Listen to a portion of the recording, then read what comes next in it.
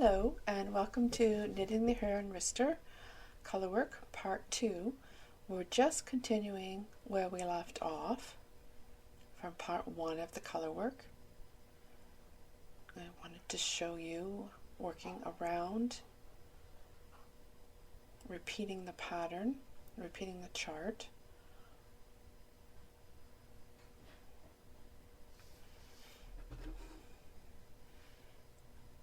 We just go along, we follow the Colourwork chart.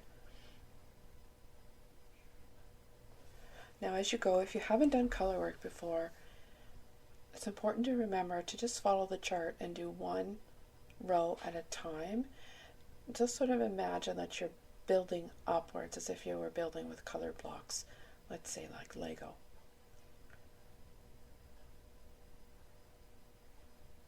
So you put down one row of color and then you go on. In this situation we're on the second, so then we're putting on another row of color on top of that, if that helps to understand the chart any easier.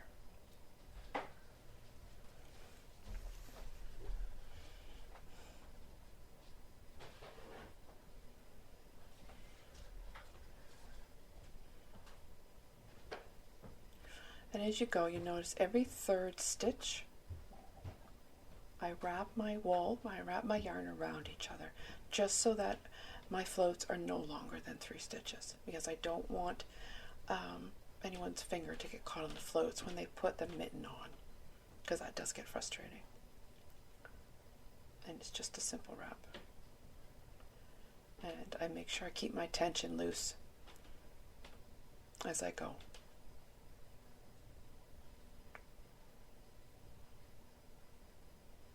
So it's sort of a fun process. You get to work with different colors.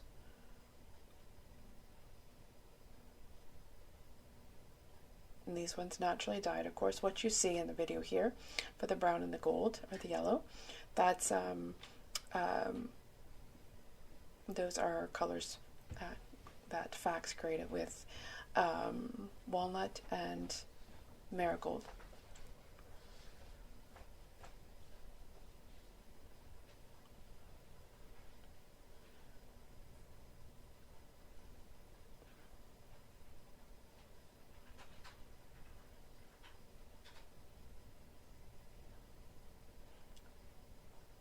We'll see I have the different strands at the back. Every so often I adjust them.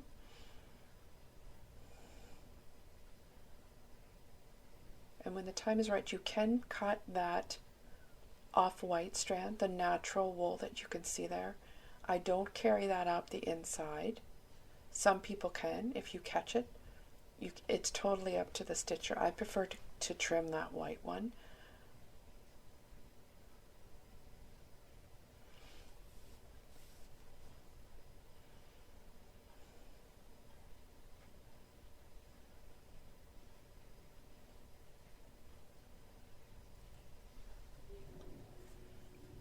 We're now working into the second row of the Colourwork in the chart.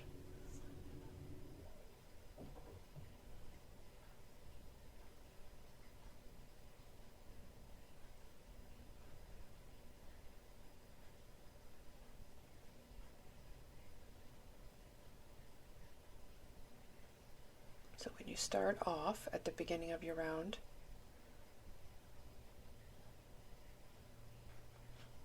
you're going to do 2,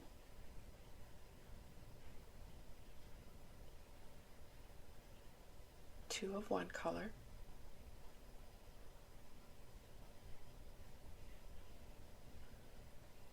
and then you're going to pick up your alternate color. In this case it's the brown. Be careful that you're knitting with the wool that's attached to the ball and not the tail.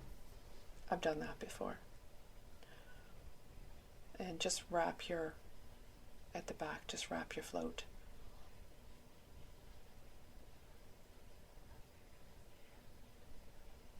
So you do 2 yellow, 2 brown, and then you're going to do another yellow. That's the center portion of the star or the flower, however you want to look at it.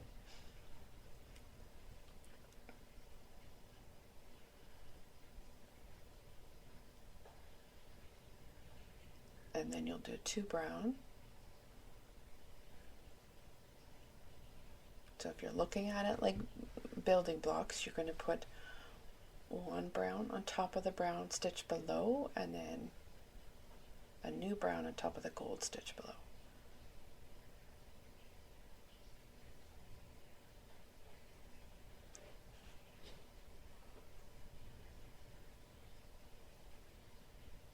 So then that becomes your repeat as you go. And again, I tried to leave in as much video as I could so that if you are a beginner, you can follow along.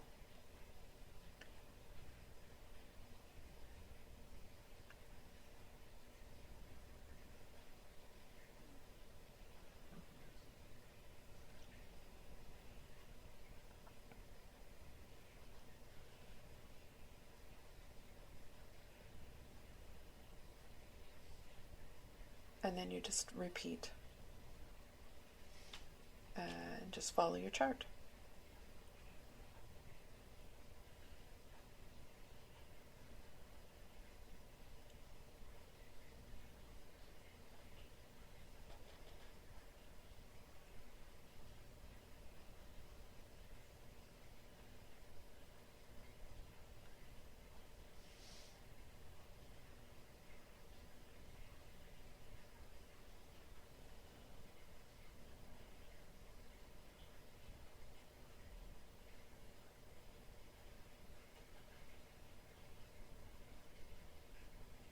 And what you see there is when I spread them out, I'm just sort of loosening up before I move on to the next needle to make sure I haven't introduced any tension in the color work, because then it won't fit right. If the color work is too tight, then the mitten itself will be too tight. So I sort of double check my work as I go to make sure there's lots of stretch.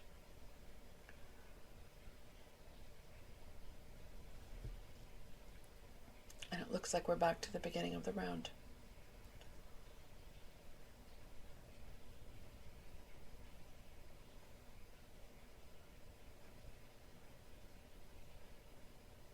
So now we're moving into the 3rd round of the pattern. So now it'll be, as you will see, it will be 1 stitch of yellow and then 3 of brown. So there's your yellow,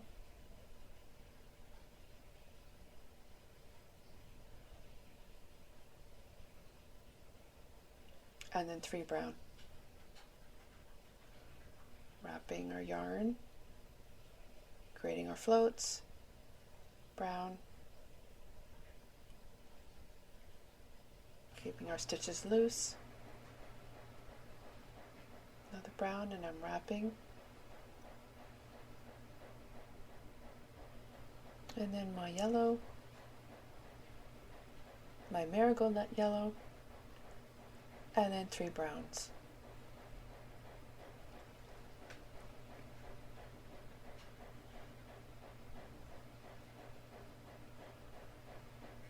One more.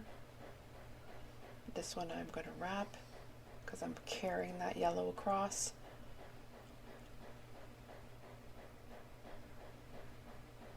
And then another yellow.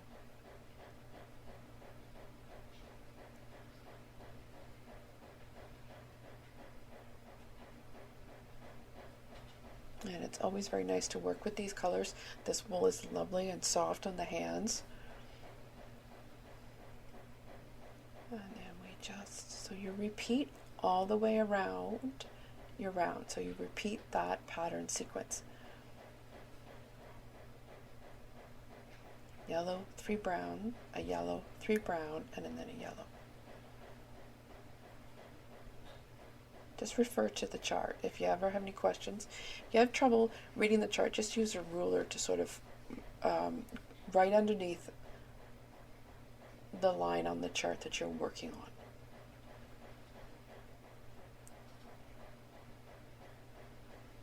So you just repeat that sequence around. until you get to the beginning of your round again.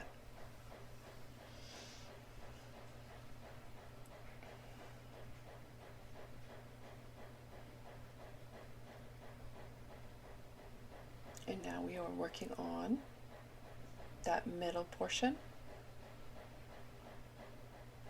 and it is a solid round of yellow that you repeat all the way across. And you'll notice I'm not carrying my brown. I don't have to. I can leave it where it is, and when I come back around to do the next round that requires the brown, it will be there, and I just pick it up. Just yellow all the way around. And that is the center of the star or flower.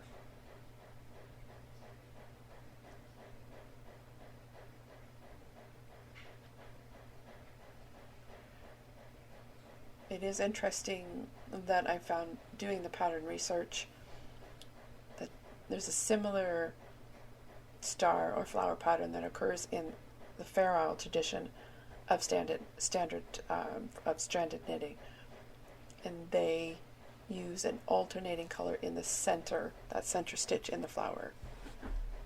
But this pattern does not, and I think that was very deliberate.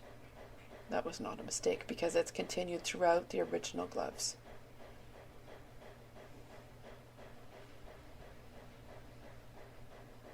Which I have duplicated here. So away we go, just doing the straight yellow all the way around. This round is very quick. This, as you know, this mitten is a 32 stitch one. It's a smaller version for it that would fit a child. So this round goes very quick. I like the added warmth that the stranded knitting gives because it provides that extra layer on the inside. I think it's perfect for children's mittens. Keeps their hands warm.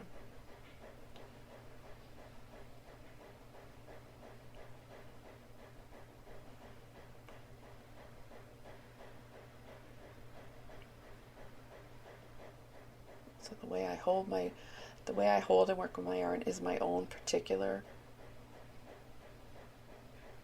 method that I'm comfortable with. If you work differently, that's fine. Each knitter has their own style. If you as long as you're producing a knit stitch, it's fine. Okay, so we're at the beginning of the round.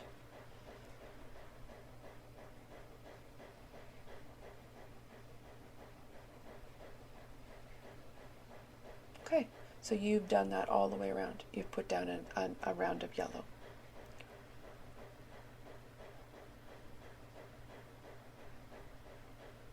And again, checking my tension.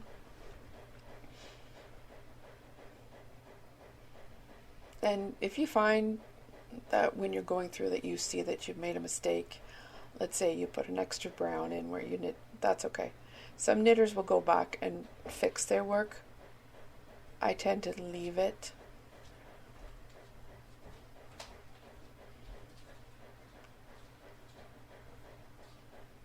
And indeed, in the original mittens, in the original knitted gloves in the museum's collection, if you look closest at the original knitter's work, there were little, what you might call mistakes.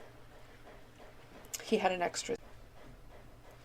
Okay, so after you've done that center portion of the yellow, you just simply repeat, follow your chart, and it is a repetition of the 3 rows below.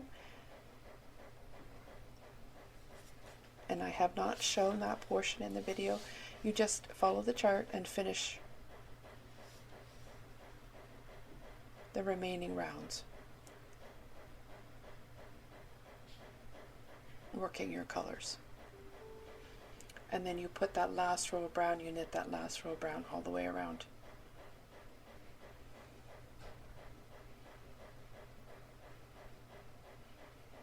So once you've done that, you're going to be working in your off-white, and you're doing the 3 rounds of stocking stitch before you start your ribbing.